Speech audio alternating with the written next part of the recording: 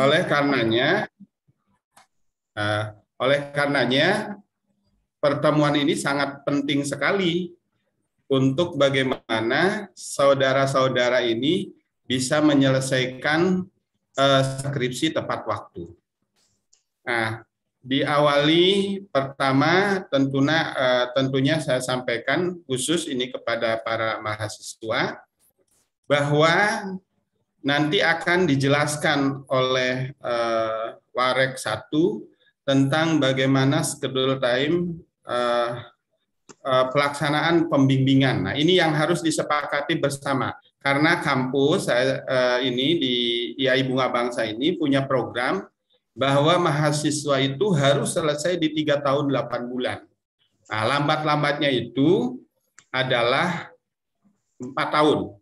Nah, ini semua bisa terlaksana kalau ada kerjasama, ya, tidak hanya aktif dari para pembimbingnya, tetapi yang sangat menentukan sekali adalah para mahasiswanya.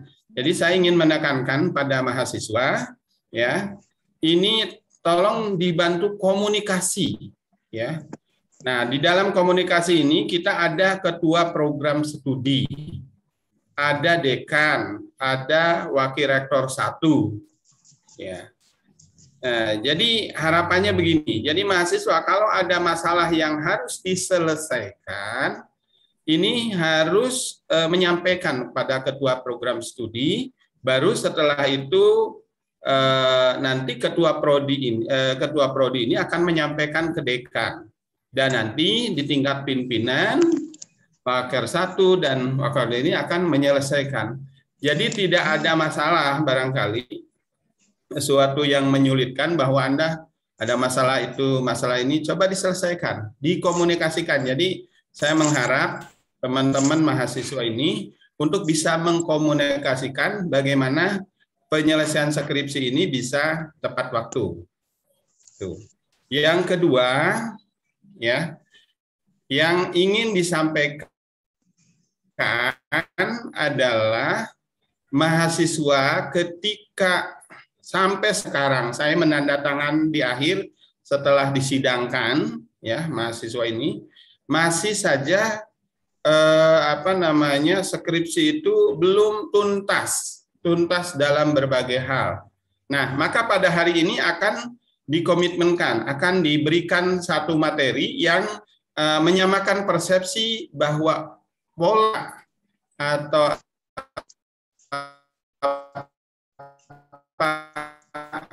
desain. Jadi sampai kemarin saya berapa skripsi itu nggak enak juga nyoret-nyoretin lagi begitu, karena memang belum memenuhi standar pedoman. Nah, pada kesempatan ini saya berpesan pada teman-teman mahasiswa, tolong pelajari betul pedoman ketika Anda akan menulis. Jadi pedoman itu selalu di samping ketika Anda menulis, ya, selalu dilihat, ya, selalu dilihat, dipahami, ya, detailnya. Kalau nggak dipahami, dikomunikasikan dengan teman yang sudah mungkin lebih paham. Kalau nggak juga masih ada ketua prodi dan ini seterusnya. Di sini ada Pak Bar, ini dosen metodologinya, mungkin bertanya. Jadi harapannya ini pedoman, ini kelemahan yang sering terjadi ini mahasiswa tidak memahami dulu pedoman. Ya, yang sering disampaikan pada ketika ditegur, saya lihat yang lain, Pak, teman saya di perpustakaan itu nggak bisa. Nah, yang harus Anda perhatikan adalah pedoman. Jadi ingin menguatkan lagi, pedoman harus menjadi acuan, ya, menjadi kesepakatan bersama di dalam penulisan. Nah, selanjutnya yang ketiga tentunya ini harapannya skripsi ini jangan dianggap sesuatu yang menyulitkan bagi Anda, tetapi sesuatu tantangan dan sebetulnya sesuatu yang mudah karena seluruh mata kuliahnya diberikan, tinggal komunikasi saja. Untuk contoh ada di perpustakaan, oh kayak seperti ini. Nah, cari sesuatu skripsi ini yang Anda kuasai betul, ya, persoalannya, permasalahannya, ya. Jangan sampai tentunya saudara-saudara ini apa ya? Jadi ini sudah menganggap mundur sendiri susah gitu dan lain sebagainya. Sebetulnya kalau diikuti mungkin 3 bulan juga selesai. Ya, kalau serius 3 bulan aja sudah selesai. Jadi saya berharap ini bisa kita lakukan komunikasi. Nah, saya berharap ini pada ketua program studi nanti ya harus ada penguatan lagi ya, tidak hanya di pertemuan sekarang penguatan ini, tetapi nanti ada kesepakatan dengan mahasiswa untuk mengadakan penguatan ya atau sekaligus evaluasi. Tahapan skripsi yang di mahasiswa ini udah memenuhi standar enggak secara akademik. Ya, jadi nanti kita panggil, kita pisahkan antara yang kuantitatif dengan yang kualitatif. Dipisahkan, diadakan pertemuan sehingga nanti narasumbernya dibedakan. Ini untuk bisa memberikan masukan-masukan. Yang pertama, standarnya harus memenuhi standar akademik, ya, standar ilmiah. Yang kedua, harus memenuhi standar buku pedoman yang kita sudah sepakati. Nah, juga bagi mahasiswa yang lambat-lambat ini, tentunya saya berharap bisa dibantu untuk mengikuti kegiatan ini sehingga ada ditemukan penyelesaiannya begitu. Nah, jadi penguatan ini dalam bentuk pelatihan-pelatihan dari sisi mana beberapa mahasiswa ini yang mengalami kesulitan, nanti kita akan coba adakan angket mahasiswa itu sulitnya di bagian mana. Ya. Mungkin ini juga perlu kita sebarkan angket kepada mahasiswa. Selanjutnya tentunya juga mahasiswa saya berharap membuat komitmen dengan para pembimbing yang tentunya nomor HP-nya grupnya ini dibangun terus sehingga saya sudah menyarankan juga kepada TU Pak Purwadi atau Mbak Kiki untuk bisa data-data HP nomor telepon ini betul-betul dicatat sehingga kalau ada mahasiswa yang agak lambat kenapa masalahnya kita coba bantu diselesaikan, dikomunikasikan apa sih yang menjadi masalah ya. Nah, jadi kita ingin bagaimana mahasiswa ini tepat waktu. Dan selanjutnya tentunya saya berharap mahasiswa semangat walaupun akan KPM juga bagaimana juga punya tugas untuk menyelesaikan skripsi ini. Dan ini luar biasa sudah dilakukan oleh Warek 1 dengan langkah-langkah yang harus dilakukan. Itu barangkali yang bisa disampaikan ya. Selamat membuat tugas akhir skripsi dengan baik. Sekali lagi kalau bahasa Pak Oman tadi membantu ini bukan berarti membantu membuatkan. Kalau ada di antara dosen ataupun siapapun saya tahu ya ada yang istilahnya membuatkan ya itu tidak perlu diluluskan ya. Jadi saya tolak dan luluskan. Kalau dosen saya berhentikan dosennya. Jadi begitu. Jadi di Bunga Bangsa ini yang disebut membantu itu kita mengadakan pelatihan, penguatan pelatihan, mencari solusi, mendiskusikan sehingga Anda paham betul apa yang disusun itu. Dan saya hanya ingin mengingatkan tadi kembali bahwa saudara harus memahami pedoman. Dan insya Allah nanti saya akan rapat dengan para pimpinan, akan membuatkan juknis kembali yang menjelaskan ya kalau di undang-undang itu ada anggaran dasar, ada anggaran rumah tangga. Barangkali ini kita akan membuat juknis lebih jelas lagi. Di latar belakang itu harus berisi apa sih, begitu. Nah, kalau begitu kan harus paham di sumpahnya landasan teori atau kepustakaan itu isinya apa saja sih, ciri khas di bunga bangsa ini ya. Di apa landasan teori itu isinya apa saja yang nanti mungkin akan dijelaskan oleh narasumber. Terima kasih, selamat, dan dengan ucapan Bismillahirrahmanirrahim, acara apa namanya evaluasi sekaligus apa koordinasi tentang pembagian pembimbingan, pembagian apa pembimbing pada hari ini kita ucapkan basmalah. Bismillahirrahmanirrahim. Dan dari saya wassalamualaikum warahmatullahi wabarakatuh. Waalaikumsalam warahmatullahi wabarakatuh. Terima kasih Bapak Rektor, Bapak Dr. Haji Oman Fatur Rahman MA atas arahan dan sambutannya. Ada poin penting buat teman-teman, artinya senantiasa pada saat pembuatan skripsi berpegang pada pedoman, bukan katanya ya. Artinya pedoman itu harus dipegang karena beberapa memang satu dengan yang lain pedoman itu ada yang sedikit berbeda, itu penguatan-penguatan yang menjadi ciri khas kekuatan dari bunga bangsa. Selanjutnya kepada Bapak narasumber yang pertama sekaligus Bapak Wakil Rektor 1 Bidang Akademik tentang kebijakan umum, penjelasan bimbingan, ujian komprehensif, dan sidang munakosah. Kepada Bapak Dr. Anda Sulaiman MMPD kami persilahkan. Baiklah, makasih Pak Toto. Assalamualaikum warahmatullahi wabarakatuh. Waalaikumsalam warahmatullahi wabarakatuh. Yang saya hormati Pak Rektor, yang saya hormati Pak Toto, Kaprodi, serta narasumber Pak Banawi, juga para mahasiswa yang akan membuat tugas akhir sebagai sebuah pelaksanaan Tridharma perguruan tinggi, khususnya dalam kegiatan penelitian. Para mahasiswa, hari ini kita akan bicarakan beberapa hal, walaupun mudah-mudahan waktunya cukup. Beberapa hal yang akan kita bicarakan, khususnya akan jelaskan secara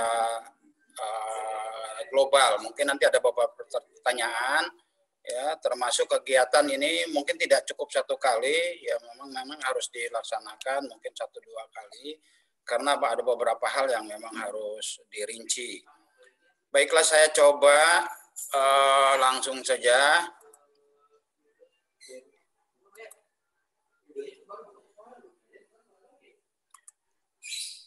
Kita akan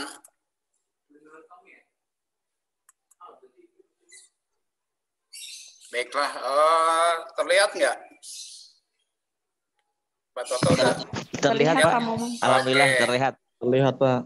Kita akan bicara ada 2 hal di sini yang memang menjadi dasar kenapa kita harus ketemu. Yang pertama memang pembuatan skripsi ini menjadi sebuah bagian penting dan sudah menjadi kebijakan di IAI Bunga Bangsa Cirebon. Yang kedua, kita menghadapi era pandemi yang tentu saja ini punya kondisi khusus.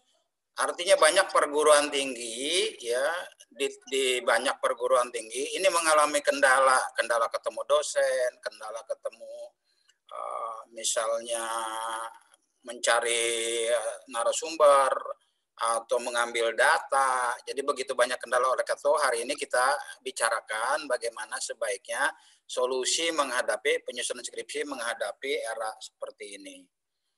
Para mahasiswa, ini pengantar saja bahwa skripsi itu dari kata scriptum, ya, di bahasa Perancis itu di abad 12 itu sudah dimulai sebenarnya bagaimana pembuatan skripsi itu. Cuma skripsi itu waktu itu sebagai wahana untuk menjawab pertanyaan-pertanyaan yang dirumuskan selama perkuliahan sebagai syarat kelulusan.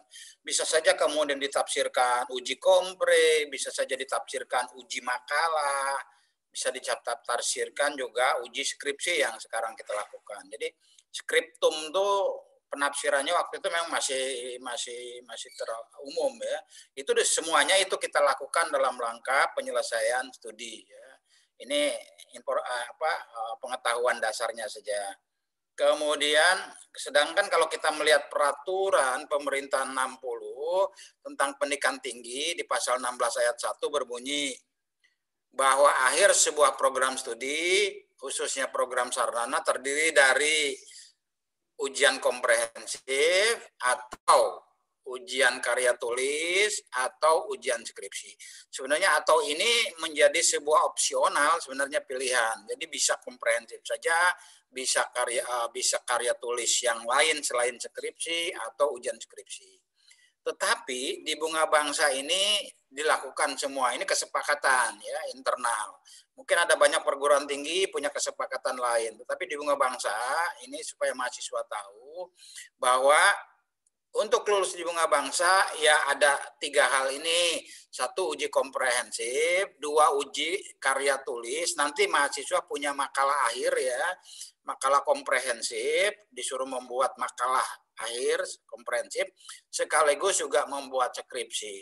Jadi menurut saya ini sebuah konsep bagus, komprehensif ya, atau luar biasa menyeluruh ya. Jadi kita nanti mahasiswa ada uji komprehensifnya, ada makalahnya mungkin ditanya secara lisan nanti pada saat kalau komprehensif itu tertulis, nanti secara lisan ada karya tulis yang secara lisan ya, atau nanti kita lihat teknisnya karena di era pandemi kayak apa, nanti soal teknis. Dan yang ketiga adalah uji skripsi.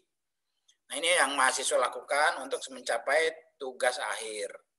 Walaupun di sini tertulisnya di undang-undangnya atau, tetapi kalau kita justru jadi dan. Nah, itu ya, karena ini kesepakatan kita bersama. Kemudian apa sih karya skripsi itu?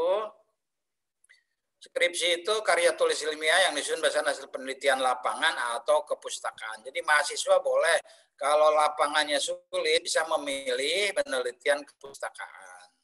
Ya, jadi ini pilihan dan lulus saja karena ini juga bagian dari kebolehan ya, bagian dari kebolehan menyelesaikan skripsi ya, asal Anda bisa dengan cara-cara seperti ini. Kemudian ketentuan lain ini ada SK Rektor ya tentang kita rapat-rapat ini, maka di era pandemi ini punya kebijakan, ada surat edaran nanti Pak Rektor tentang ini. Salah satunya adalah bagian yang akan kita bicarakan ini, yang saya bicarakan ini adalah bagian dari isi surat edaran itu.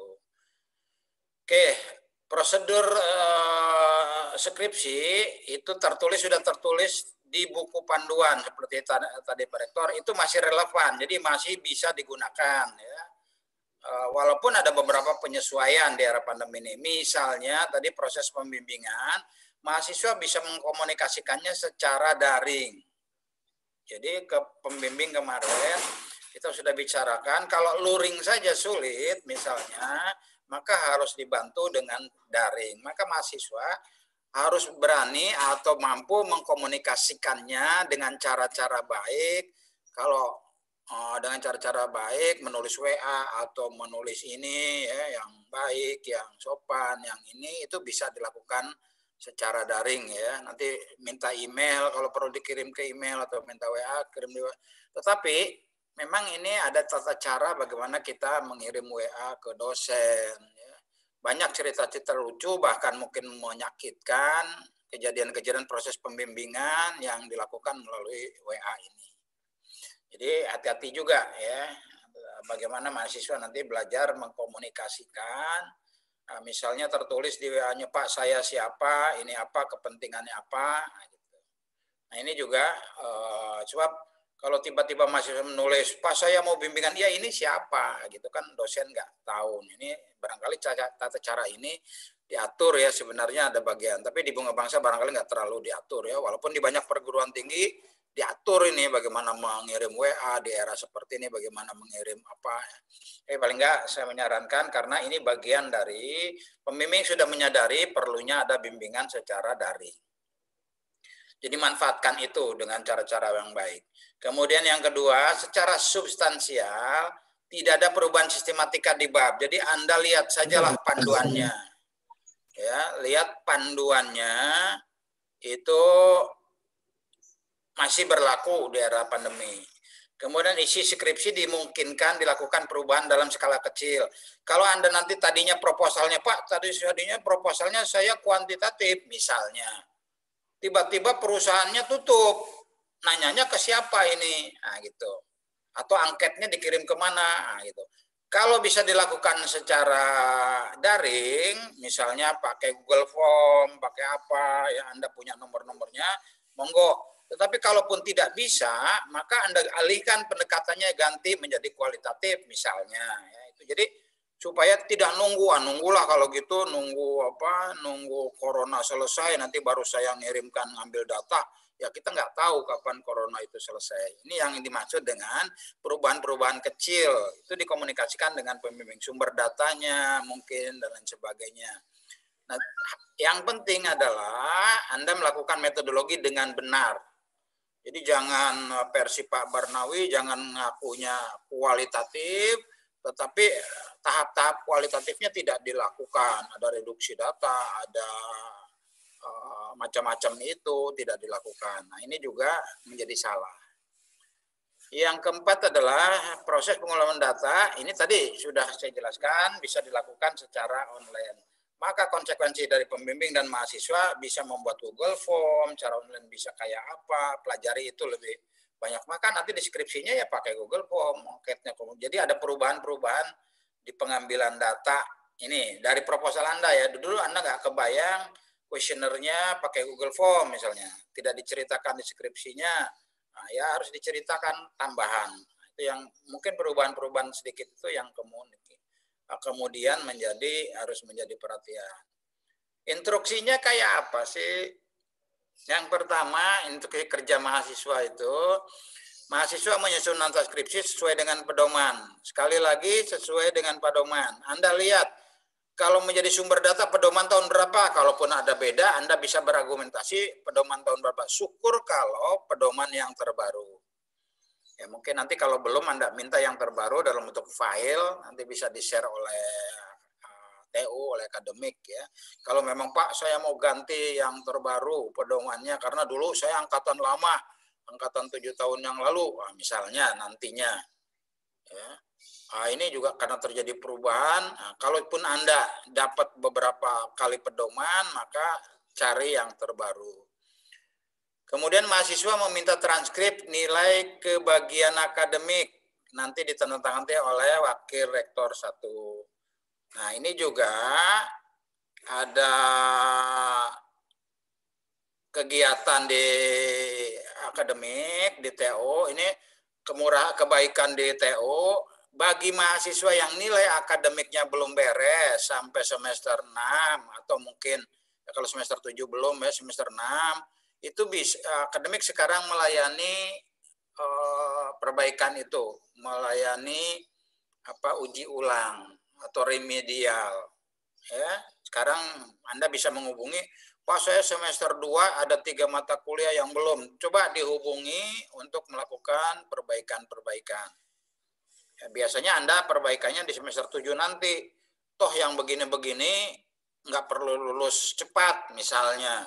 Tapi sekarang ini kebaikan kemurahan hati dari staf, Anda dilayani sehingga Anda bisa lulus bersama-sama dengan teman-teman lain. Ya. Tolong manfaatkan ini. Jadi nilai semester 1 sebelum meminta transkrip nilai, yang saya maksud transkrip nilai ini tidak selesai. Tapi bagi yang belum kan nggak bisa ngeprint, maka cepat hubungi TO untuk bisa melakukan perbaikan-perbaikan atau remedial. Yang ketiga, mahasiswa menghubungi perpustakaan atau petugas yang melakukan cek plagiasi atau uji kemiripan maksimal 39%. Ini udah sangat tinggi nih. Mungkin tahun-tahun depan kita akan turunkan maksimal 25%. Ini 39 itu udah sangat tinggi ya, sebenarnya sudah tidak layak lagi ya. Tapi kita nggak apa-apa, masih 39, ini belum diinikan. Ya. Jadi Anda harus melakukan itu kalau skripsinya sudah selesai. Kemudian naskah skripsi yang mendapatkan persetujuan selesai oleh pembimbing, itu ada kartu bimbingannya. Anda nanti minta kartu bimbingannya, atau Anda setiap bimbingan harus menulis kartu bimbingan itu. Karena harus dilampirkan pada naskah skripsinya. Ya. Nah, ini barangkali mahasiswa membayar, nanti edarannya ada, biaya ujian skripsi ke Bank Keuangan atau melalui transfer bank yang telah ditentukan.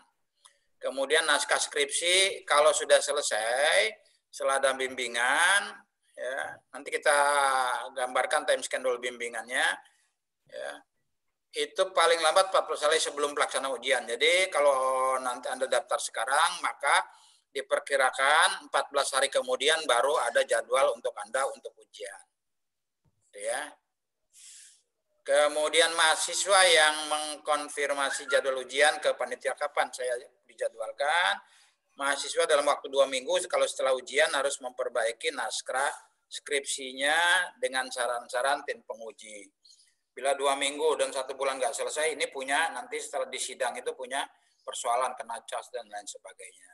Nah, ini kira-kira beberapa langkah nanti secara umum ada edarannya, ya, beberapa langkah. Nah, kita lihat timeline-nya deh. Bulan Juli ini Anda dapat SK pembimbing, lalu Anda menghubungi pembimbing ya, ketemu atau dalam bentuk Zoom kelompok. Kelompok nanti buka Zoom, bikin Zoom, Anda bicarakan kesepakatan dengan pembimbingnya. Jadi siapa dibimbing A, nanti pembimbing itu diatur oleh mahasiswa atau oleh pembimbingnya membuka Zoom untuk menyepakati kapan kita ketemu, kapan kita bimbingan bersama. Itu jadi nanti kelompok ini punya Zoom masing-masing dengan kelompok pembimbingnya masing-masing. Jadi bisa menggunakan jarak jauh setelah hari ini. Jadi Anda setelah dapat SK pembimbing, maka Anda membuat kelompok Zoom kelompok bimbingan mahasiswa yang bersangkutan. Nanti dilakukan ada Zoom, kemudian disepakati dengan pembimbingnya. Pembimbingnya ada 2 ya, nanti mungkin siapa di antara mahasiswa bikin Zoom, lalu pembimbingnya suruh ngasih materi dan lain sebagainya, bisa ya. Atau pembimbingnya yang punya inisiatif membuat Zoom. Kalau tidak pembimbingnya mungkin inisiasi oleh mahasiswa. Ya. Agustus harus sudah selesai bab 1. Ini paling lama ini. Ini paling lama, timeline skripsi Anda paling lama. September bab 2, Oktober bab 3, November bab 4, ya, kemudian Desember bab 5, Januari Anda sudah selesai, lalu ada magang, ya, setelah itu di bulan Maret Anda ujian komprehensif, dan di bulan April Anda sidang. Berarti April, Mei, Juni, 3 bulan, kira-kira 3 tahun 9 bulan paling lambat Anda sudah selesai. Ini paling lambat ini karena 1 bulan 1 bab masa nggak selesai gitu ya. Ini saya berharap 1 bab 1 bulan selesai. Syukur-syukur kalau 1 bab 1 minggu hanya 5 minggu, jadi sebulan setengah selesai. Paling lama 3 bulan, maka di Oktober itu juga bisa dilayani sidang mahasiswa sekarang bersamaan dengan angkatan, jadi loncat. Bagi mahasiswa yang tahun ini bisa menyelesaikan, tapi ada kuliah ya sampai Desember belum bisa sidang karena ini time schedule yang paling normal deh. Kecuali kalau kuliahnya Anda sudah selesai, berarti bisa sidang di Oktober. Tapi karena kuliahnya terakhir kita Desember UAS, maka Januari itu boleh sidang setelah magang. Ya, makanya paling normal, paling aman, paling cepat ya, dalam tanda kutip adalah kira-kira bulan Maret udah kompre dan April sudah sidang skripsi. Jadi sebelum 4 tahun Anda sudah lulus. Ini target kita luar biasa, mudah-mudahan bisa tercapai. Nah, untuk bisa tercapai itu kan juga disesuaikan dengan ini mahasiswa ya. Oke, barangkali ini secara umum saya akan coba sharekan yang dari TU. Yang dari TU, misalnya apa sih persyaratan sidang itu? Nah, ini persyaratan sidangnya kalau Anda selesai, supaya nanti disiapkan dari sekarang, formulir jelas. Nah, ini tadi semuanya dilakukan secara online. Jadi memang online, kita sudah dibaca digital, nggak ada lagi kertas yang ditumpuk di TU. Ya, ini sudah online, kemudian plagiasinya dikirim secara online, termasuk skripsinya juga dikirim secara online, termasuk Anda scan KTP ya, punyalah, mesti punya KTP. Nah, yang belum punya harus bikin KTP tuh. Kemudian fotokopi skripsi juga dikirim ya, file-nya maksudnya dikirim secara online.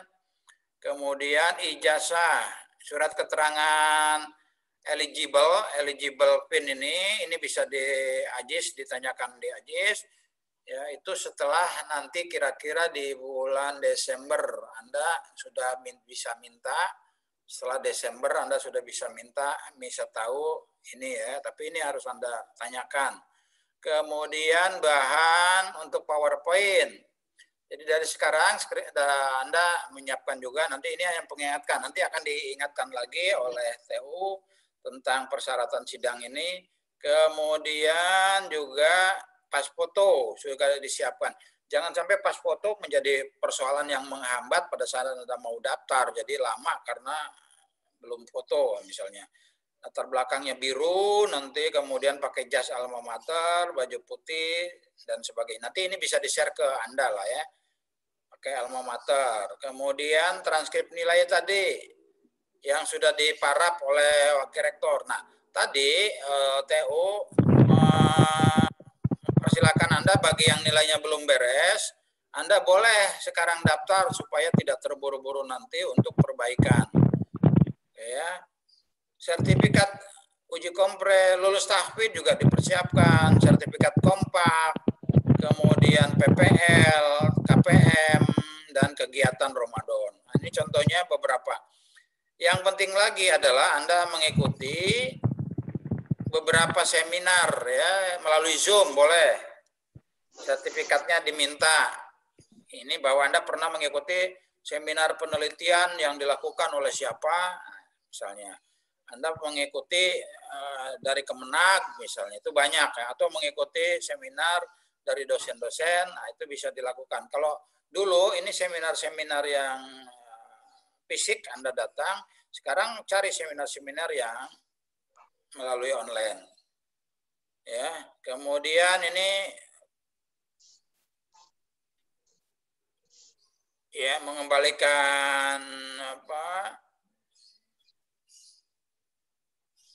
referensi dan lain sebagainya. Jadi termasuk Anda mengisi SKPI ya sebagai dan data alumni. Nah, kira-kira ini gambaran secara umum. Kemudian ini saya coba nanti mungkin ada share yang Anda ini. Dan yang terakhir adalah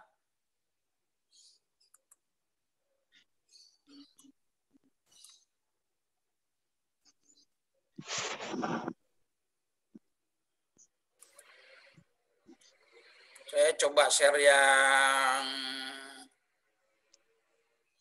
terakhir. Ini daftar time schedule yang tadi saya jelaskan. Ini rinciannya. Kita akan tadi uji komprehensif itu tanggal 7 Maret ya. Saya perbesar ini. Bisa nggak diperbesar ini? Tanggal 7 Maret. Ini ASK-nya, nah komprehensifnya tanggal 21 Maret. Jadi Anda udah nyiapkan, kemudian ke 4 April sudah lulusan, lalu di bulan April juga setelah lulus, besoknya tanggal 5 ini ada ujian skripsi. Terus sampai akhir Desember. Jadi Anda tinggal milih mau ujian April atau ujian sampai Desember, bahkan 14 semester kemudian gitu ya, atau 4 semester kemudian lagi nambah. Nah, ini terserah Anda, tapi kita plot ya sebenarnya sampai Juni Anda berarti 4 tahun. Kalau sampai Desember berarti Anda 4 tahun setengah. Nah, gitu. Nah, kita berharap paling lambat Desember deh 4 tahun setengah Anda sudah selesai semua. Kemudian ini barangkali teknis saja. Syaratnya Anda sudah cukup syarat ya, yang kuliahnya nggak beres-beres atau kuliahnya dulunya bolong-bolong nilainya, coba menghubungi staf TU yang kemudian bisa ini. Nah, ini barangkali secara umum Kalau administrasi Anda bisa tanyakan ke TU ini, barangkali ininya ya, secara umum gambarannya saja. Kalaupun nanti terjadi perubahan, ya kalaupun ini terjadi perubahan nanti ya bisa tanyakan. Tapi kira-kira saya mengingatkan time schedule-nya sajalah. Jadi kira-kira itu yang bisa Anda perhatikan supaya bisa menyelesaikan studi sebelum 4 tahun sudah selesai. Nah, itu barangkali gambaran umumnya tentang ini. Kalau nanti ada beberapa pertanyaan, ya kalau saya berharap sebenarnya Desember tadi time schedule yang saya buat itu sudah luar biasa. Di bulan Januari nanti kita magang, kemudian di bulan April kita uji komprehensif. Uji komprehensifnya ada 3 ya, ada uji komprehensif tulis, ada uji makalah lisan. Kalaupun tidak dilisankan, ya makalahnya dibuat, dan ada skripsi yang dibuat. Ini barangkali secara umum gambaran dari tugas akhir Anda. Memang resikonya kalau dikejar-kejar gini, ya Anda harus punya waktu luang yang harus diperhatikan. Nah, itu barangkali Pak Toto, mahasiswa, ya, jadi secara umum nanti kalau ada yang mau ditanyakan, monggo nanti secara umum bisa kita bayangkan. Kita ini kan, itu barangkali termasuk nanti metodologi dan lain sebagainya akan dijelaskan oleh Pak narasumber kita. Terima kasih Pak Toto, terima kasih atas perhatiannya. Assalamualaikum warahmatullahi wabarakatuh.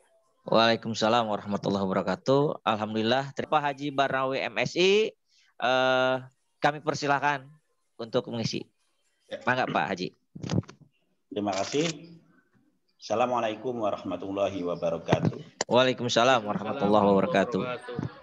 Alhamdulillah wassalatu wassalamu ala Rasulillah wa ala alihi wa sahbihi wa mawalah amma ba'du. Yang terhormat Bapak Rektor Institut Agama Islam Bunga Bangsa Cirebon. Yang kami hormati Wakil Rektor 1 Bidang Akademik Bapak Dr. Andes Sulaiman MPD. Bapak Kaprodi Perbankan Syariah dan Ekonomi Syariah, Bapak Kaprodi KPI Pak Askolani, para mahasiswa yang berbahagia, alhamdulillah wa syukurillah kesempatan pagi hari ini kita bisa bersilaturahmi secara virtual dalam rangka belajar bersama atau sharing untuk sama-sama mensukseskan gerbang terakhir Anda sebelum menjadi sarjana, yakni menjalankan tugas di dalam penyusunan skripsi. Salawat serta salam senantiasa kita aturkan kepada Nabi kita, Nabi besar Muhammad SAW. Semoga kita senantiasa bisa istiqomah untuk menjalankan semua risalah yang telah beliau sampaikan kepada kita semua. Para mahasiswa yang berbahagia, kadangkala kita di dalam perkuliahan ini bisa cepat, bisa lambat. Lambat karena kita gagal memanage waktu ketika kita melaksanakan tugas akhir dengan berbagai sebab. Ada yang karena kerja, ada yang karena menikah, ada yang karena idealismenya di dalam menyusun skripsi dan lain sebagainya. Nah, tentu kita harus mensukseskan apa yang menjadi program Pak Rektor, bahwa kita harus lulus tepat waktu, ya, 3,8 tahun, saya kira itu waktu yang ideal. Nggak usah berpikir apakah nanti Anda wisuda sudah punya calon atau WTP, wisudawan tanpa pendamping, saya kira nggak masalah. Yang penting segera lulus, gitu. Karena lulus itu kita punya pisau untuk ya mengiris kue pembangunan, untuk berkontribusi dan lain sebagainya. Maka dari itu mari kita belajar bersama pada kesempatan pagi hari ini tentang 2 tema sekaligus, riset kuantitatif dan riset kualitatif. Apa yang saya sampaikan pada kesempatan pagi hari ini lebih kepada pengalaman empirik. Kemudian nanti akan saya coba tawarkan beberapa template untuk mengatasi persoalan di dalam penyusunan. Sebab ada istilah every beginning is difficult. Kadang-kala kita memulai itu sesuatu yang susah. Kita mau bikin kata pengantar aja susah, mulai dari mana ini? Kita mau bikin abstrak juga kadang nggak jadi-jadi. Kita mau bikin latar belakang, begitu pula. Maka saya kira kita harus terbiasa bekerja secara sistematis, TSM, terstruktur, sistematis, dan masif. Terstruktur itu template bisa menjadi jembatan untuk kita bekerja secara terstruktur. Sistematis, ya. Kerjaan kita kalau sudah ada template maka akan terpola, tersistem dengan baik. Masif, ya. Karena kita sudah ada template bisa bekerja dengan serta-merta, mengeluarkan seluruh energi kita dan lebih mudah dibanding kita menulis dalam konteks creative writing. Kita memulai semua dari apa yang ada di otak kita, kadang-kala menjadi susah. Untuk karena itu, bismillah, mari kita mulai bagaimana terkait dengan riset yang selama ini terjadi di teman-teman dan nanti solusinya seperti apa. Yang pertama, kita bicara tentang pendekatan kuantitatif. Kita belajar dari sistematika dulu sebelum kita ke template. Di dalam lembar judul atau halaman cover, ada beberapa hal yang sering saya lihat tidak tepat pada aspek satu, sisi spasi. Yang kedua, settingan kertasnya nggak pas. Kita pakai B5, left-nya 3, atasnya 2,5, kanannya 2,5, bawahnya 2,5, itu harus kita perhatikan. Kadang-kala kita luput dari itu. Kemudian logo ada yang besar, ada yang kecil, kekecilan, dan lain sebagainya. Itu harusnya kita standar itu, harusnya standar. Kalau Anda merasa susah bagaimana membuat logo yang 3 cm diameternya itu, ya mungkin nanti kampus juga udahlah kalau gitu difasilitasi lembar untuk judul ya. Tapi ini terlalu saya kira, karena Anda kan generasi milenial bisa bertanya ke teman gimana sih bikin logo yang pas kayak gitu. Karena logo itu juga ada aturannya. Jadi selain tepat, juga unsur estetik itu harus kita perhatikan. Ya. Kemudian berikutnya, surat pernyataan keaslian. Biasanya kadang-kala kita nguji itu mahasiswa belum tanda tangan di atas materai yang dulu 6.000 sekarang 10.000 itu. Ya harusnya itu jeli karena itu sebagai wujud attitude Anda di dalam mempertanggungjawabkan karya Anda. Jadi nanti sebelum diupload, sebelum diserahkan kepada pihak akademik, pastikan bahwa skripsi Anda telah bermaterai 10.000 ketika mau diujikan. Ya, jangan sampai alasannya buru-buru dan lain sebagainya. Dalam konteks akademik, ya tidak ada pemaluman sesederhana itu. Kemudian di dalam lembar persetujuan, kadangkala mahasiswa masih aja WA dosennya, Pak, NIDN Bapak berapa? Itu menandakan bahwa mahasiswa belum membaca buku panduan. Karena apa? Karena di buku panduan itu sudah ada nomor induk dosen. Ada yang NIDN, ada yang NIDK, itu tolong diperhatikan. Di situ sudah disiapkan. Jadi luar biasa sekali saya kira tim penyusun buku panduan itu sampai NIDN semua ada di situ. Kemudian di lembar pengesahan kadang-kala kesalahan umumnya setting kertasnya nggak tepat, jadi nggak estetik. Kita butuh estetik karena itu bagian dari perilaku kecendekiawanan. Kemudian berikutnya di dalam menulis abstrak, ini sekaligus urutan-urutannya ya. Dalam menulis abstrak yang sering dijumpai, mahasiswa menulis tidak 5 paragraf. Perlu para mahasiswa ketahui bahwa paragraf abstrak di IAI Bunga Bangsa itu sebanyak 5 paragraf. Kemudian di bawahnya ada kata kunci, itu tolong diperhatikan. Jadi jangan sampai salah hal-hal yang fundamental seperti itu. Kemudian ke kata pengantar. Dalam menulis kata pengantar sebenarnya udah detail sekali di buku panduan itu. Ya, ada 3 paragraf penting. Paragraf pertama adalah bentuk kita syukur kepada Allah Subhanahu wa taala. Paragraf kedua adalah bentuk kita bersandar kepada Nabi, jadi ada sholawat dan salam di situ. Kemudian paragraf ketiga adalah terkait dengan ucapan terima kasih Anda sebagai penulis terhadap pihak-pihak yang berkaitan dengan karya Anda. Nah, sayangnya kadangkala Anda secara hierarki itu nggak tepat. Harusnya kan pertama ya rektor, yang kedua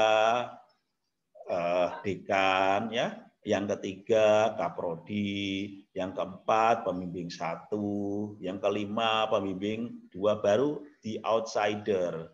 Jangan sampai terbolak-balik.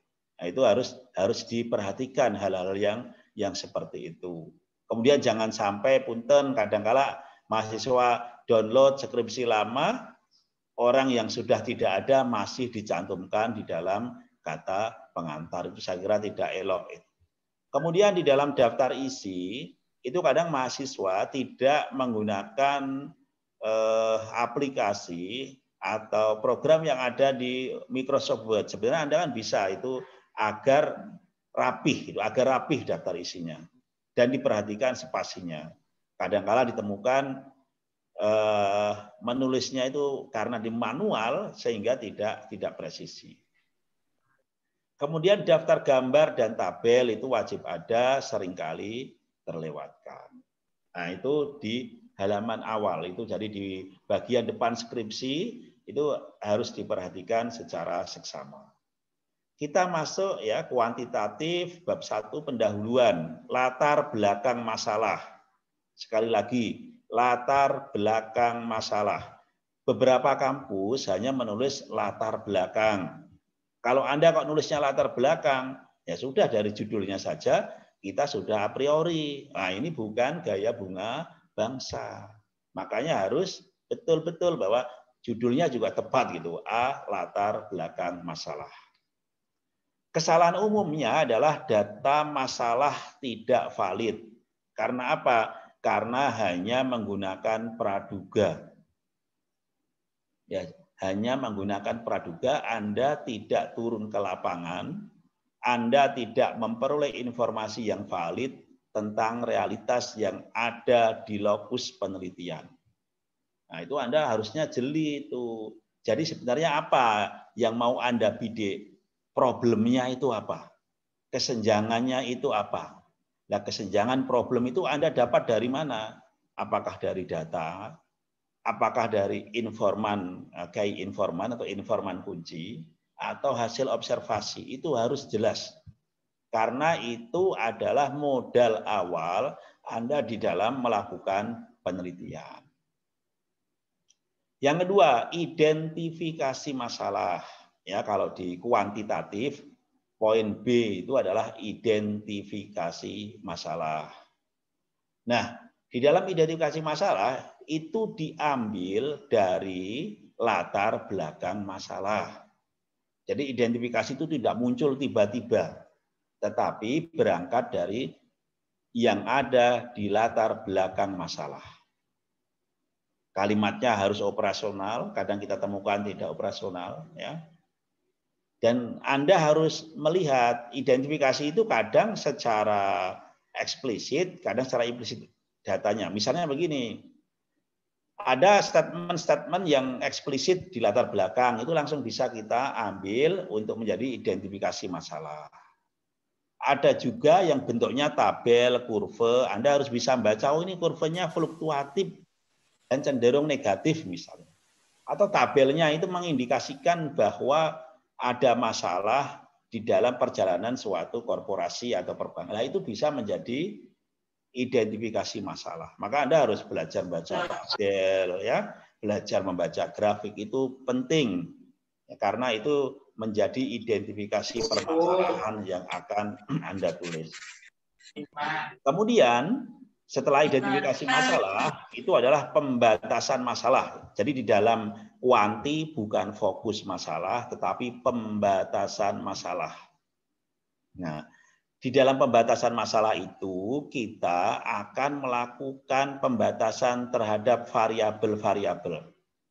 Misalnya begini, suatu masalah itu terkait dengan 5, 6, atau 10 variabel.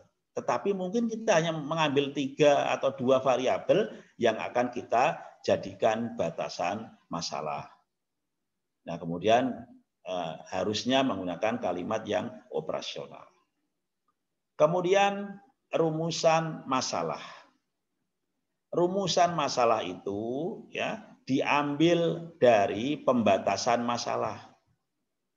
Jadi Anda tadi membatasi 3, yaitu yang akan kita tanyakan di dalam rumusan masalah. Nah, di dalam menyusunnya ya kalimatnya harus kalimat tanya yang jamak kita gunakan, meskipun di beberapa kampus ya tidak menggunakan kalimat tanya. Meskipun diawali bagaimana, tetapi tidak menggunakan tanda tanya. Saya temukan di beberapa kampus seperti itu. Kemudian pertanyaan dalam riset kuantitatif itu nanti harus terbagi menjadi pertanyaan yang sifatnya deskriptif dan pertanyaan yang sifatnya inferensial yang nanti akan kita uji hipotesisnya. Kemudian kita menuju ke tujuan penelitian. Nah, tujuan penelitian itu berangkat dari rumusan masalah. Untuk mempermudah, rumusan masalahnya 5, ya tujuannya 5. Rumusan masalah 3, ya tujuannya 3. Nah, itu kita biar bekerja secara terstruktur. Kalau rumusan masalahnya salah, ya otomatis tujuan penelitiannya menjadi salah. Kemudian berikutnya adalah kegunaan penelitian. Jadi kegunaan penelitian itu ada 2, kegunaan penelitian teoritis dan kegunaan penelitian praktis. Jadi di bab 1, Anda sistematikanya harus seperti apa yang ditampilkan. Bab 1 pendahuluan, A latar belakang masalah, B identifikasi masalah, C pembatasan masalah, D rumusan. Nah ini sudah pakem di dalam buku panduan kita, ya. Oke, meskipun nanti kalau jenisnya berbeda, kadang-kadang kayak PTK ada sedikit perbedaan. Kita masuk ke kajian pustaka. Jadi bab 2 itu judul di panduan skripsi kita adalah kajian pustaka, bukan landasan teori atau dasar teori. Kita ikuti aja, karena itu adalah regulasi yang telah didestinasikan di dalam buku panduan. Yang A itu adalah deskripsi teoritik. Ya, deskripsi teoritik. Nah, di dalam deskripsi teoritik itu nanti kita pisah menjadi 2. 1, landasan teologis terkait variabel. Yang kedua, landasan intinya isinya adalah teori yang terkait dengan variabel yang kita teliti. Nah, itu. Kemudian B, hasil penelitian yang relevan. Anda menulisnya harus seperti itu. Bukan penelitian terdahulu. Beberapa kampus menggunakan penelitian terdahulu. Nah, itu tidak kita gunakan. Anda harus menggunakan hasil penelitian yang relevan. Nah, maka tugas Anda nanti mencari setidaknya 3 penelitian yang relevan, kemudian Anda harus menampilkan distingsi atau relevansi antara penelitian yang relevan dengan penelitian yang Anda gunakan. Kesalahan umum kadang kita ada parade hasil penelitian yang relevan, tetapi endingnya tidak mencantumkan tentang distingsinya itu apa. Novelty-nya itu apa, itu yang sering kita temukan. Kemudian C itu kerangka berpikir. Kesalahan umumnya adalah dalam mengkonstruksi kerangka berpikir itu belum nyambung dan tidak diakhiri dengan sebuah skema. Jadi di dalam kerangka berpikir itu harusnya Anda menampilkan masalah, menampilkan hukum, teori, kaidah, kenyataan empirik terkait dengan masalah, baru relasi antara masalah dengan kajian-kajian itu sehingga menjadi sebuah skema. Kemudian terkait yang D adalah hipotesis penelitian. Ini kadang-kala konstruksinya yang tidak tepat. Maka nanti perhatikan buku panduan, konstruksi hipotesis penelitian harus tepat. Jadi mahasiswa di bab 2 itu judulnya adalah kajian pustaka, kemudian subjudulnya adalah A. Deskripsi teoritik, B. Hasil penelitian yang relevan, C. Kerangka berpikir, D. Hipotesis penelitian. Nah, ini adalah standar baku IAI Bunga Bangsa. Jangan mengambil standar baku kampus lain. Selanjutnya, kita ke bab 3. Metodologi penelitian, bukan metode penelitian. Perlu dicatat ya. Jadi di kampus kita, bab 3 itu metodologi penelitian, bukan metode penelitian. Kemudian A itu pendekatan, jenis, dan desain penelitian. Jadi pendekatannya itu berarti kalau di bab ini pendekatannya kuantitatif, ya. Jenisnya bisa macam-macam, ya eksperimen, ya kan, bisa asosiatif, ya.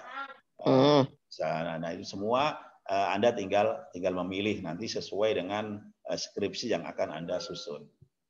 Kemudian yang B adalah tempat dan waktu penelitian. Saya kira jelas tempatnya di mana, alamatnya mana. Syukur Anda foto melalui Google Earth sehingga dicantumkan akan lebih menambah estetik dari skripsi Anda. Kesalahannya itu kadangkala tidak nyambung ya, tidak nyambung antara jadwal dengan kenyataan real. Jadwal dan kenyataan enggak nyambung. Karena mungkin itu gergaji sana, gergaji sini, tidak diedit. Nah, itu fatal saya kira. Kemudian yang C itu adalah populasi dan sampel.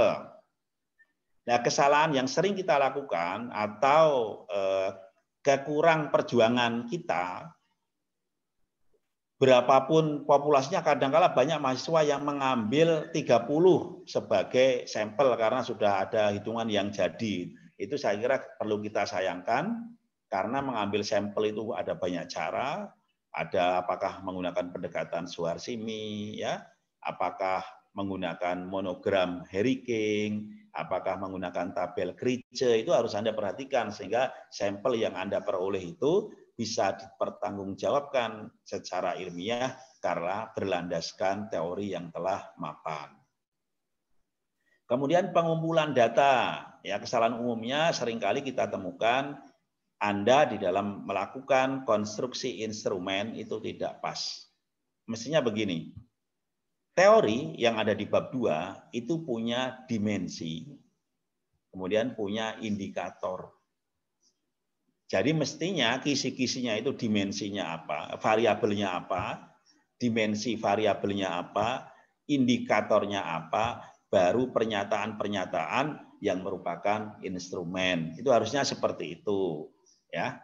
Kemudian validitas dan reliabilitas instrumen. Ini jarang kita lakukan, mestinya melalui metodologi buku panduan yang terbaru ini harus kita lakukan. Validitas kita menggunakan ppm, ya kan? Reliabilitas kita menggunakan alpha Cronbach. Itu Anda harus membaca. Nanti silakan dibuka lagi buku statistiknya. Kemudian analisis data, ya. Analisis data itu nanti bergantung pada pertanyaan penelitian. Kalau pertanyaan penelitiannya deskriptif, maka analisisnya deskriptif. Pertanyaannya inferensial, analisis inferensial itu harus Anda perhatikan dan secara urut. Jadi di buku panduan kita bab 3 metodologi penelitian isinya A sampai F ini. Jangan menggunakan buku panduan kampus lain. Kalaupun Anda sharing dengan teman, dicek ulang. Paling tidak bunyi subjudulnya itu sama gitu. Jangan sampai tragis, ya, jangan sampai tragis. Kemudian kita ke bab 4 hasil dan pembahasan. Judulnya hasil dan pembahasan, bukan hasil penelitian dan pembahasan. Perlu dicatat karena itu buku panduannya seperti itu. A, hasil penelitian. Nah, di kita itu dalam kuantitatif seringkali ya hasil penelitian dengan rancangan di bab 3 itu berbeda. hasil penelitiannya pakai manual, rancangannya SPSS, itu kan nggak nyambung. Kemarin kita sudah sepakat bahwa manual kita tinggalkan. Dari skripsi mulai binaan atau pembimbingan yang dapat SK terbaru ini dilarang menghitung secara manual. Harus menggunakan SPSS. Perlu dicatat. Kalau Anda misalnya kesulitan ya cari teman. Itulah di situ terjadinya tutor sebaya dan lain sebagainya, sehingga nanti saling take and give, saling pintar bersama-sama. Selanjutnya adalah pembahasan. Nah, di dalam pembahasan itu bukan sekedar menampilkan hasil uji hipotesis, tetapi hasil uji hipotesis itu harus dibahas dalam perspektif empirik, teori, landasan teologis maupun penelitian yang relevan. Nah, seperti itu. Jadi di bab 4 itu hanya ada 2 sub, hasil penelitian dan pembahasan. Catat, tidak ada C, keterbatasan penelitian. Di beberapa kampus kadang ada dan ada yang menggunakan, itu bukan BBC. Nah, kemudian di bab 5, di penutup, itu judulnya adalah bab 5 itu penutup, bukan kesimpulan dan saran. Kadang ada beberapa skripsi yang menulis bab 5-nya kesimpulan dan saran. Wah, ini berarti judulnya saja sudah enggak BBC, itu perlu dipertanyakan. Oke. Kemudian di lampiran ya, itu Anda harusnya setiap foto, setiap gambar itu ada keterangannya, sehingga ini itu deskripsinya apa gambar itu. Bukan peta buta yang orang ini hanya sekedar apa, nggak bermakna. Itu saya kira sebuah hal yang tidak tepat. Nah, itu yang kuantitatif, bisa Anda lihat sistematikanya ya. Jadi ini adalah sistematika kuantitatif. Kita lanjut ke kualitatif. Lembar judul sampai sama ya, kesalahan-kesalahan yang sering sampai daftar gambar dan tabel nggak saya sampaikan karena sama seperti kuantitatif. Kemudian di latar belakang masalah ya. Di dalam latar belakang masalah kalau kualitatif harusnya kita ada yang namanya prior research. Prior research itu Anda wawancara awal dengan kayak informan terkait dengan penelitian Anda. Jadi jangan sampai Anda menulis sebuah riset tanpa ada kegiatan prior riset ya. Riset kualitatif itu mestinya berbasis prior riset. Tolong itu diperhatikan.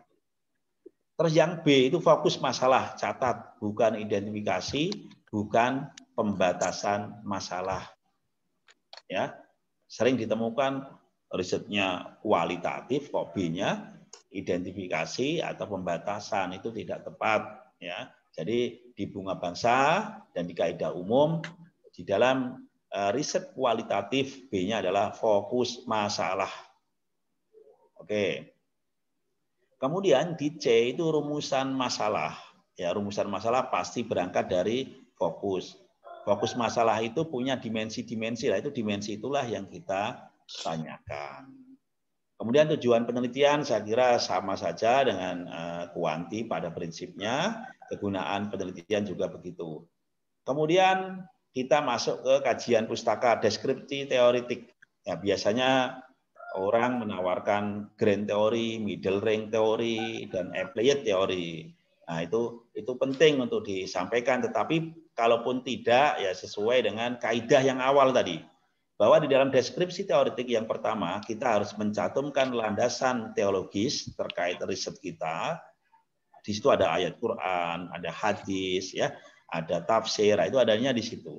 Yang keduanya teori atau kerangka teori terkait dengan fokus penelitian kita. Kemudian yang B, hasil penelitian yang relevan, ya saya kira sama. Kita harus mencari paling tidak 3 penelitian yang relevan. Kemudian kita bikin statement apa distingsi atau perbedaan karya kita dengan karya orang-orang yang telah terdahulu meneliti barangkali dengan kemiripan fokus atau fokus yang sama. Kemudian C, kerangka berpikir. Jadi kalau di dalam kajian pustaka atau bab 2 penelitian kualitatif itu kita tidak ada hipotesis penelitian. Karena kita nggak bisa menyangka-nyangka kalau di dalam kualitatif itu bahkan judul pun bisa saja berubah karena kenyataan di lapangan yang dinamis. Jadi di bab 2, A deskripsi teoritik, B hasil penelitian yang relevan, C-nya kerangka berpikir. Kemudian kita ke bab 3, metodologi penelitian. A pendekatan ya dan jenis penelitian. Dan terhapus. Jadi pendekatannya kualitatif ya. Jenis penelitiannya macam-macam, bisa grounded research, bisa studi kasus, bisa deskriptif, tergantung Anda mau melakukan riset yang seperti apa. Data dan sumber data penelitian, jadi nanti ada data primer, data sekunder. Nah, Anda harus mencantumkan nanti yang menjadi kayak informasi itu siapa, harus disebutkan itu. Sumber data ini dari mana, orangnya siapa, nah, itu harus ada. Jangan hanya narasi tapi tidak menyebutkan kayak informan. Kemudian pengumpulan data. Di dalam riset kualitatif, peneliti itu sebagai instrumen utama. Tapi dia tetap membutuhkan interview guide untuk wawancara dengan key informan. Nah, kadangkala kita tidak tepat di dalam bagaimana mendesain interview guide. Ya, maka Anda harus berlatih. Tadi fokus kita apa? Dimensi dari fokus itu apa? Nah, baru kita membuat kisi-kisi interview guide berbasis dimensi itu tadi, dimensi indikator. Nah, itu harus menjadi basis kita di dalam membuat interview guide. Kemudian kita masuk ke pemeriksaan keabsahan data. Ya, kesalahannya yang sering terjadi itu adalah kita ada parade menulis berbagai macam pemeriksaan keabsahan data, tetapi nggak kita lakukan gitu. Jadi itu seperti recycle bin aja itu. Mestinya yang tepat itu, nah, misalnya kita mau pakai yang mana? Dependabilitasnya seperti apa? Nah, itu harus jelas itu. Kemudian di dalam analisis data kita juga tidak jelas prosesnya. Mestinya kan nanti harus reduksinya seperti apa, ya harus kita jelaskan. Displaynya bagaimana, itu harus kita jelaskan. Kemudian ya jadi di bab 3 itu di riset kualitatif itu ada A sampai E. Itu tolong ditulis dengan tepat ya. A itu pendekatan dan jenis penelitian, B itu data dan sumber data penelitian, C pengumpulan data, D pemeriksaan keabsahan data, E analisis data. Kita masuk ke bab 4 hasil dan pembahasan. A hasil penelitian. Hasil penelitian itu bukan sekedar mendeskripsikan wilayah penelitian, tetapi hasil wawancara itu Anda display di situ, ya. Jadi misalnya hasil penelitian 1, misalnya deskripsi wilayah penelitian nggak apa-apa, tapi 2-nya itu temuan penelitian. Jadi Anda harus menemukan apa yang Anda temukan ya hasil wawancara tadi. Nah, baru ke pembahasan. Nah, pembahasan itu adalah Anda membahas temuan-temuan penelitian dalam perspektif hukum, dalam perspektif teori, dalam perspektif pengalaman empirik, dalam perspektif penelitian yang relevan. Nah, seperti itu. Disitulah pembahasan itu menjadi bermakna. Ya, jadi bukannya pembahasan hanya mencantumkan temuan penelitian. Ya, kadang-kala kita rancu ada di situ. Kemudian di bab 5 di penutup kualitatif sama kesimpulan. Ya, A kesimpulan, ini maaf belum diedit. A kesimpulan, B saran. Jadi judulnya penutup ya. Nah, di dalam kesimpulan itu mestinya Anda diawali dari menarasikan indikator-indikator temuan sesuai dengan arah dimensi, memberikan argumentasi, baru menuju pada satu titik kesimpulan.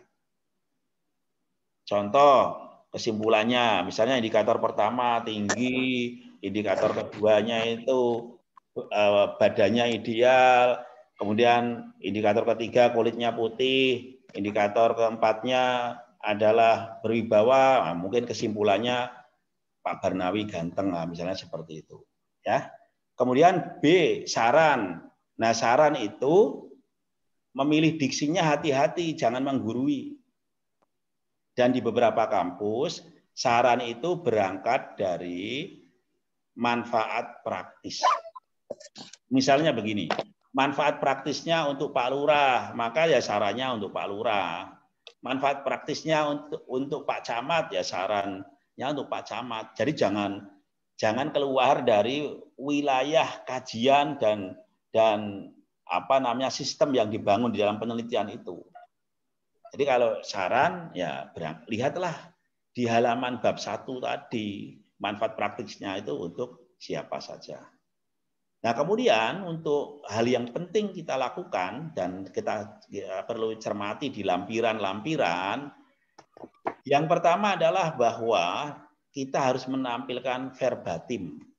Verbatim itu hasil rekaman asli. Kalau ada itu bagus Anda, berarti Anda tidak menghilangkan barang bukti penelitian itu. Jadi dari Anda wawancara, kemudian Anda tulis gitu kan. Sekarang sudah ada aplikasi itu di apa namanya ya, di Google Drive itu ada, kalau dibuka ada aplikasi untuk rekam suara itu. Nah, Anda bisa gunakan di situ sehingga Anda memperoleh hasil verbatim yang pure, yang murni. Baru direduksi kalimat yang nggak perlu, obrolan ngalor ngidul sebagai pengantar penelitian dan sebagainya kita reduksi. Namanya nanti kita display, baru kita verifikasi atau tarik kesimpulan. Nah, penarikan kesimpulan ini bisa melalui triangulasi itu. Kayak persen pertama jawabannya apa? Kayak persen kedua jawabannya apa? Kayak persen ketiga jawabannya apa? Baru kita verifikasi. Oh, kalau begitu berdasarkan 3 informan itu saya bisa membuat sebuah kesimpulan bahwa, nah seperti itu. Oke, para mahasiswa yang berbahagia dan para pemangku kepentingan yang sangat saya hormati, ini sedikit ada beberapa tips. Nanti tentu kalau semakin banyak semakin bagus, nanti saya butuh kerjasama dengan teman-teman. Misalnya template abstrak, ya ini untuk kuantitatif dan kualitatif. Ya paragraf 1 Anda tulis latar belakang masalah didestinasikan. Kemudian paragraf kedua tujuan penelitian destinasikan. Paragraf ketiga metodologi destinasikan. Paragraf 4 hasil penelitian destinasikan. Yang kelima kesimpulan dan implikasi. Jadi nanti kalau Anda seperti ini, wah pasti insya Allah benar nih udah 5 paragraf. Tinggal nambahi kata kunci di bawahnya. Sehingga jumlah paragrafnya betul, kontennya juga betul. Oke. Kemudian kita lanjut ke template kata pengantar. Ya. Paragraf 1 ungkapan rasa syukur. Jadi Anda nyatakan di sini puji syukur kepada Allah Subhanahu wa taala ya, walaupun itu sudah jamak tapi kadangkala kalau nggak kayak gini kita susah kayak gitu. Kemudian sholawat dan salam. Kemudian ucapan terima kasih. Skripsi ini terselesaikan atas dukungan dari beberapa pihak atau banyak pihak. Untuk itu penulis mengucapkan terima kasih kepada 1 Dr. Haji Oman Fatur Rahman MA, Rektor IAI Bunga Bangsa Cirebon. Hilangkan kata selaku ya. Kadang-kala kan misalnya kita menulis Pak Haji Munajim SEMM selaku. Nah, kata selaku itu dihilangkan karena saya lihat di beberapa kampus dan kalau di telaah itu memang kata selaku nggak tepat untuk ditempatkan pada kalimat itu. Jadi kata selaku tolong dihilangkan. Nah itu template-nya seperti itu. Kemudian latar belakang masalah untuk kuantitatif. Arti penting masalah kajian paragraf pertama. Misalnya Anda bicara tentang gadai, maka Anda paragraf pertama ini menulis ngapain sih gadai penting untuk saya teliti. Apa sih arti penting gadai itu apa? Nah, ini paragraf awalnya. Kemudian tinjauan pustaka, ya, Anda mencari penelitian terdahulu ya yang memandang tentang pengalaman gadai atau perspektif gadai kayak apa ya. Kemudian data empirik tentang masalah. Nah, ini Anda harus punya masalah ya, data terkait dengan permasalahan pegadaian tadi, gadai tadi ya.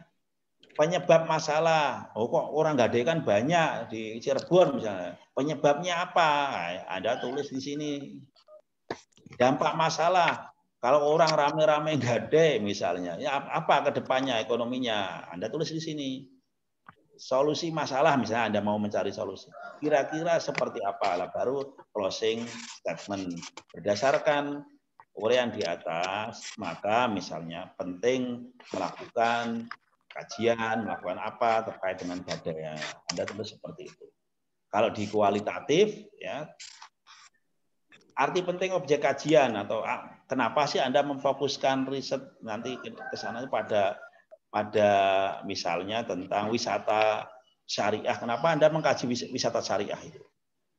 Kemudian cari tinjauan pustaka tentang wisata syariah. Contribution to knowledge.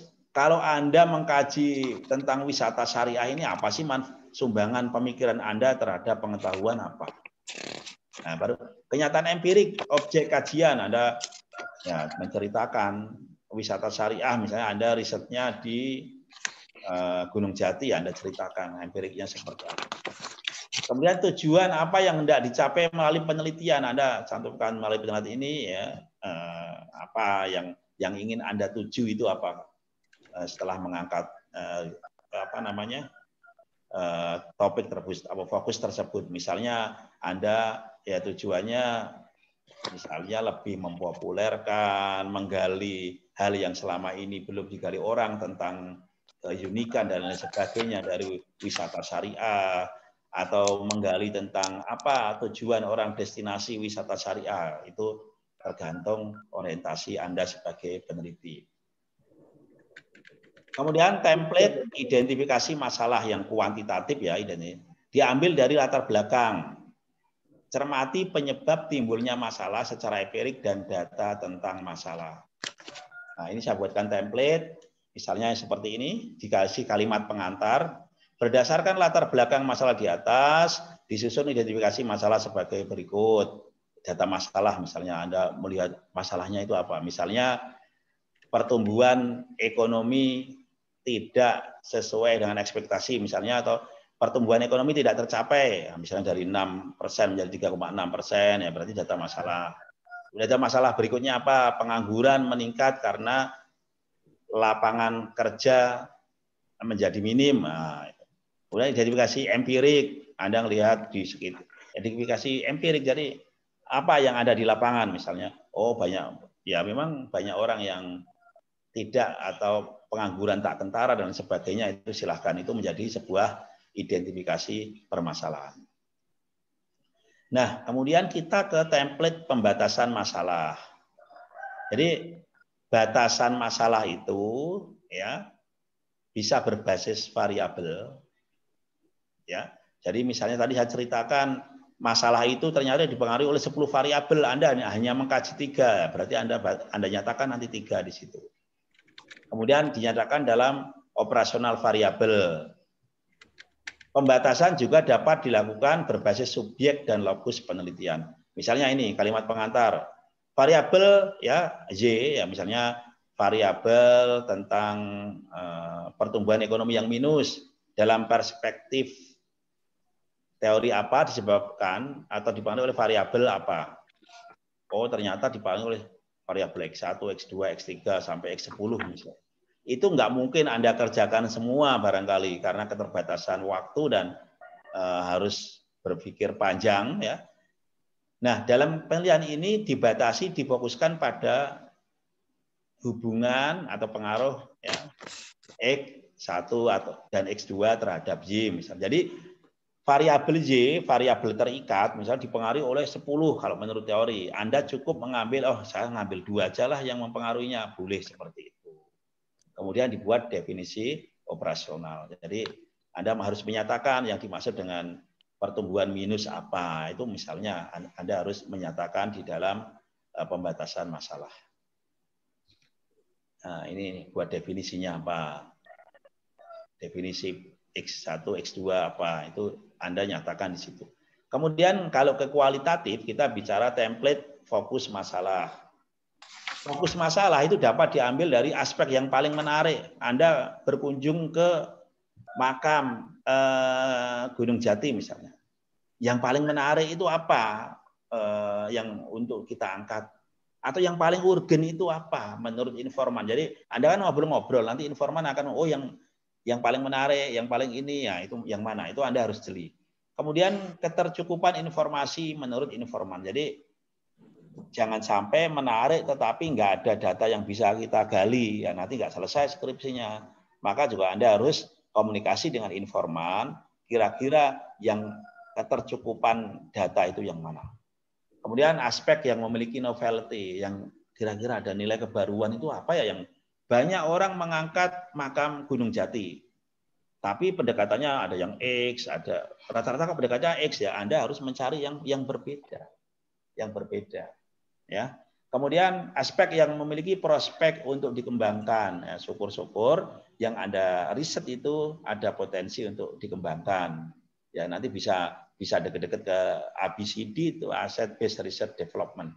Nah, maka di dalam menulis fokus penelitian itu saya siapkan template 3 baris. Yang pertama apa fokusnya? Misalnya penelitian ini difokuskan pada perilaku pedagang di makam Sunan Gunung Jati.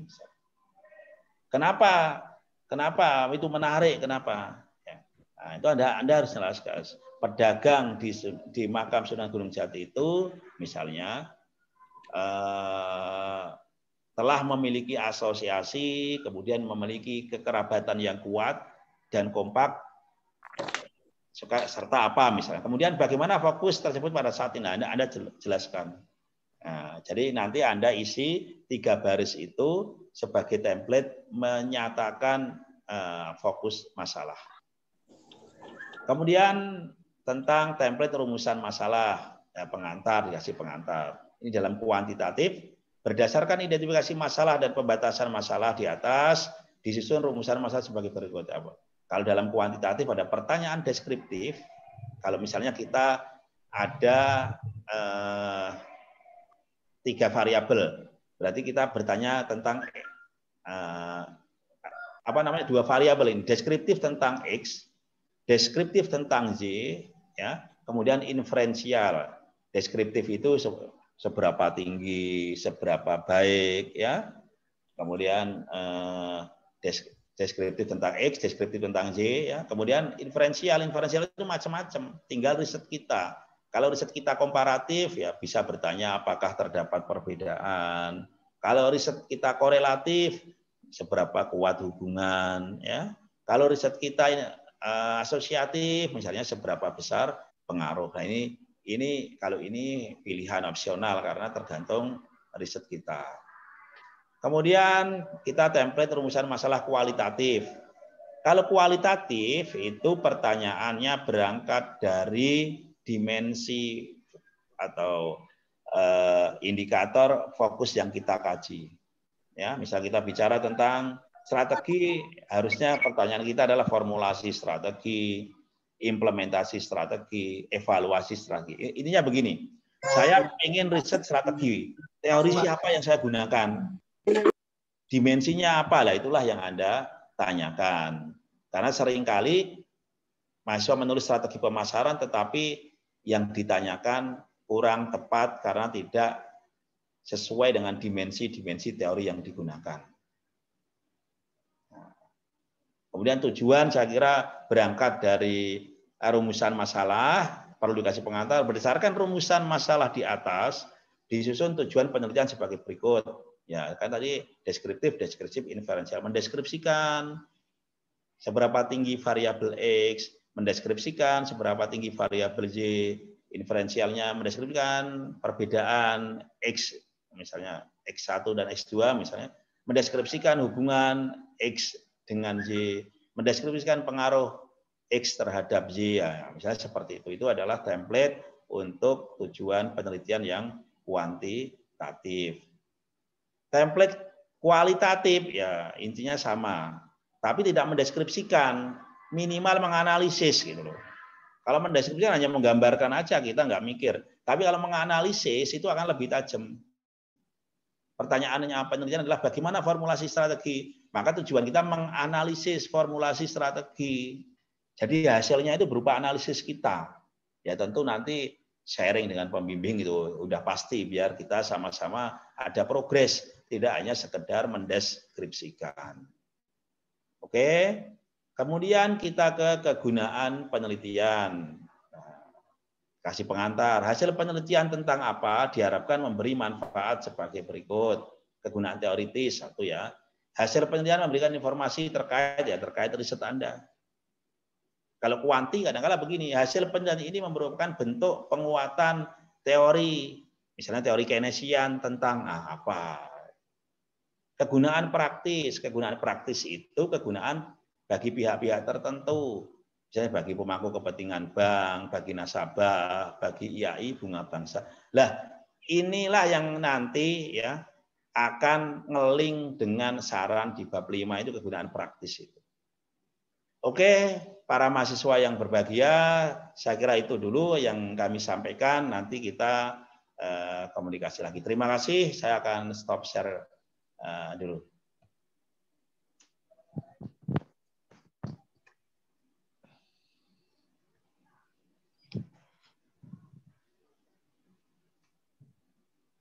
Ya,